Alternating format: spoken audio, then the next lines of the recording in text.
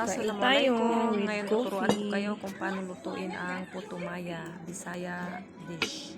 Ito yung mga paborito ng mga Bisaya. So, ang unang gagawin, hugasan natin yung bigas, 3 beses. Siyempre, hugasan talaga natin ang bigas. Lagi. Tapos, 3 beses yan hugasan. Pagkatapos nating hugasan, ibabad muna natin ng overnight.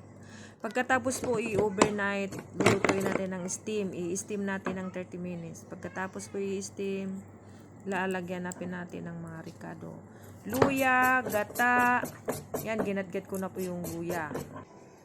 At saka yung gata, nasa ano na po, yung mixing bowl. 2 lata po yan, yung gata. Yung luya, konti lang. Kung gusto nyo marami, kayo ang bahala magtansya. Basta yung akin, konti-konti lang naman ang ilalagay ko.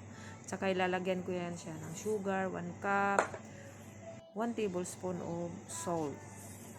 Yan ang ilalagay ko. Pinagalo-halo ko na lahat. Pati yung bigas, 1 kilo, 2 latang gata po. Pagkatapos, i-steam ko siya ulit ng 30 minutes. Pagkatapos, luto na po yan ng 30 minutes or 40 minutes. Yan, ready na po siya kainin. Thank you for watching. Bye. Don't forget to follow. Bye.